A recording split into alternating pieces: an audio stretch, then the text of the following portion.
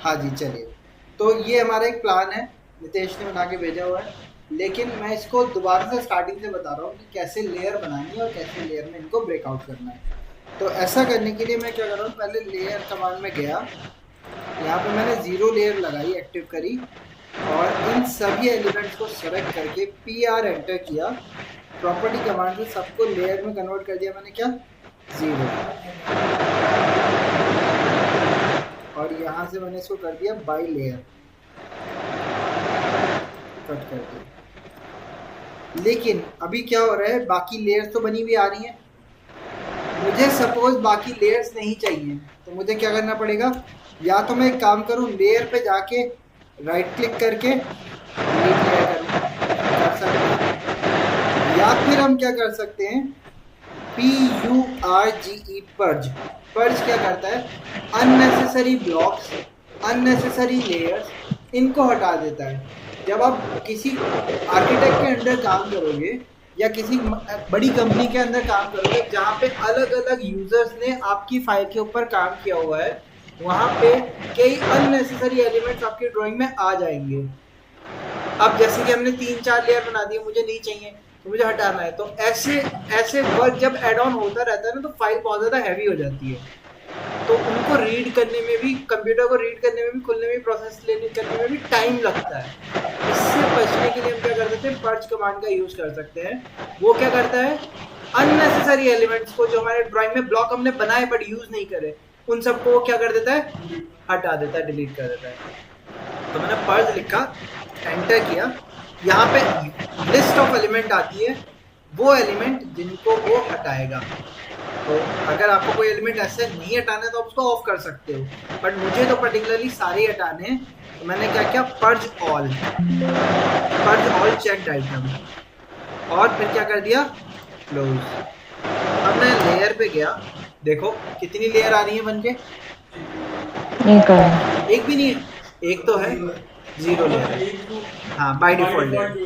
अब अभी तक हम काम ऐसे ही करते थे, बट अब जो वर्क करना है, जैसे कि हमने पढ़ा लेयर, तो लेयर से ही अपना सारा वर्किंग करनी है। अगर आप किसी अच्छी कंपनी में जाओगे तो वहाँ पे पर्टिकुलरली लेयर्स में ही काम होगा। क्यों? क्योंकि एक फाइल के ऊपर एक ही डिजाइनर काम नहीं करेगा, अलग अलग डिजाइनर्स काम करेंगे। जैसे आर्किटेक्ट काम करेगा, वो हेड आर्किटेक्ट जो होगा वो एक बेसिक लेआउट तैयार करेगा, ठीक है। उसके अंदर जो होंगे ड्राफ्टमैन, जो होंगे इंटर्न, जो होंगे आर्किटेक्ट के, वो उसके अंदर का प्लान तैयार करेंगे। फिर जो इंटीरियर वाले होंगे वो इंटीरियर के एलिमेंट सेटअप करेंगे, इलेक्ट्रिकल वाले पावर और लाइटिंग का वर्क करेंगे, मैकेनिकल वाले उसी के ऊपर HVAC और पाइपिंग डक्टिंग का काम करेंगे। तो अलग अलग डिपार्टमेंट ने काम करना है, इसीलिए काम को सेग्रीगेट करने के लिए क्या करते हैं, हम लेयर का यूज करते हैं। लेयर कमांड यूज ही इसलिए होती है ताकि वर्क को सेग्रीगेट किया जा सके, ठीक है। जैसे कि for example iron man movie देखी है, आयरन मैन मूवी में फर्स्ट आयरन मैन में वो केव के अंदर जब अपना सूट बनाता है, तो जो उसके ऊपर क्या होता है, उसको कैप्चर किया हुआ रहता है, तो अंडर प्रेशर वो क्या करता है, अलग अलग शीट्स में अलग अलग ड्राइंग बनाता है।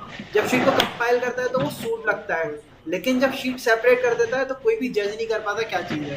तो लेयर भी क्या है, एक तरीके से आपकी सेट ऑफ शीट्स तैयार हो रही है, आप अपने काम को अलग अलग रख सकते हो, ताकि जैसे एग्जीक्यूशन का टाइम आए तो अलग अलग काम करके एग्जीक्यूशन इंजीनियर को अलग अलग टाइम पे अलग अलग शीट दे दी है, जिससे कि उसको कंफ्यूजन ना हो। जैसे कि जब कॉलम पढ़ेंगे तो फाउंडेशन लेआउट दे दिया, जब वॉल स्ट्रक्चर खड़ा हो रहा है तो वॉल की प्लानिंग एरिया दे दिया, अब जब इंटीरियर का काम होगा तो इंटीरियर वालों को पर्टिकुलर इंटीरियर की स्पेसिफिक ड्राइंग दे दी, जिससे कि क्या हो जाए, आसानी रहे रीड आउट करने में। वही चीज़ हमें यहाँ पे भी करनी है। तो ऐसा करने के लिए सबसे पहले क्या करेंगे, लेयर हमें क्रिएट करनी होगी। लेयर के लिए शॉर्टकट की बताई थी आपको, LA एंटर।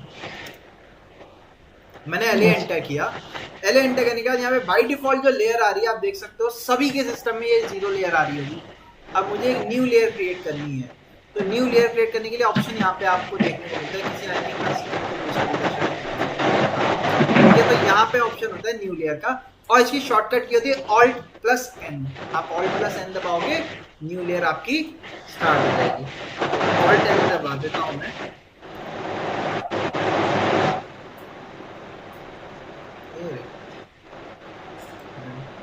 और मैंने न्यू लेयर यहाँ से क्रिएट करी।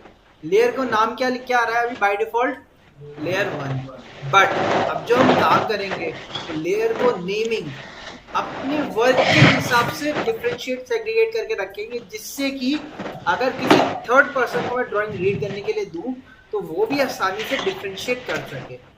आप एक काम ये भी कर सकते हो, जैसे वॉल बना रहे हो तो लेयर के नाम पे वॉल दे दिया, कॉलम बना रहे हो तो लेयर के नाम पे कॉलम दे दिया। लेकिन मान लो मैं वॉल बना रहा हूँ, अब वॉल सिविल इंजीनियर के अंडर भी लाई करती है, इंटीरियर के अंदर भी लाई करती है। क्यों? जैसे ब्रिक वॉल है वो सिविल का वर्क रहेगी, शेयर वॉल सिविल का वर्क रहेगी। लेकिन जैसे एल्यूमिनियम पार्टीशन वॉल है, ग्लास वॉल है, ये सिविल के अंदर नहीं आएगा, कंस्ट्रक्शन के अंदर नहीं आएगा, ये किसके अंदर आएगा? इंटीरियर के अंदर जाएगा। जो इंटीरियर करेगा उसको वाली वॉल कंस्ट्रक्ट करनी है। इसीलिए बेटर ये रहेगा कि आप प्रॉपर कोड के हिसाब से नाम दो। वो कोड हम पढ़ चुके हैं, क्या कहलाता है? मदिया याद है कोड का नाम? No sir. अच्छा मदिया, बैकग्राउंड से थोड़ी सी नॉइज आ रही है, कोशिश करिए कि थोड़े से आइसोलेट एनवायरनमेंट में बैठें। और मैं दिखा दे रहा हूँ, आप स्क्रीनशॉट क्लिक करना आता है? हाँ यस सर। ठीक है, स्क्रीनशॉट क्लिक कर लेना।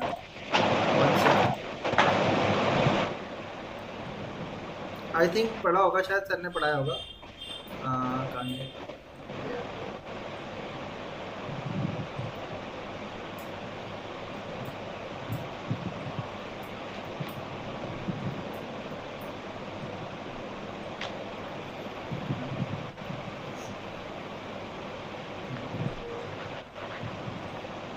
हाँ जी, यस ये सर। रूल है D set, D_S_E_D।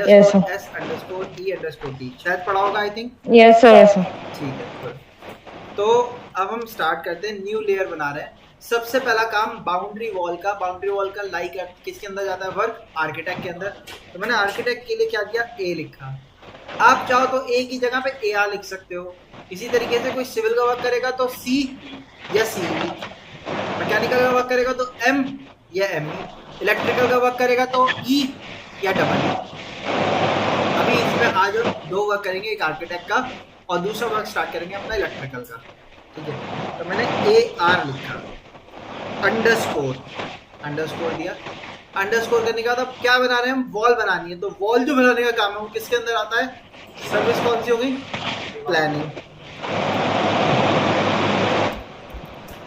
Planning underscore.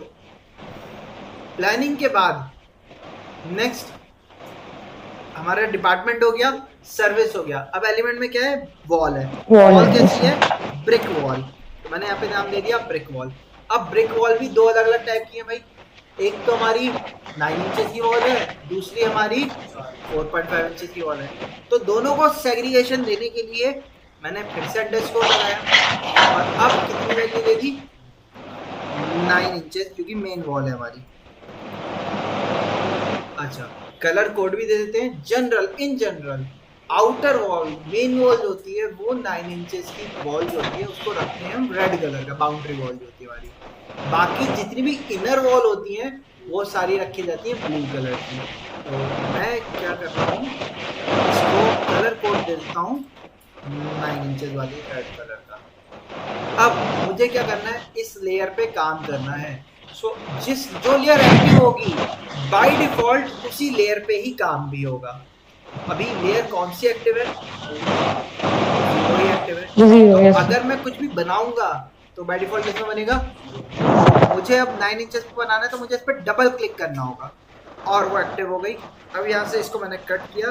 Cut करने के बाद मैंने लाइन ली और लाइन कंस्ट्रक्शन स्टार्ट किया। तो ग्रीन लेयर में काम हो रहा है, बट ये ग्रीन की हो रहा है भाई। हमारी लेयर क्या है?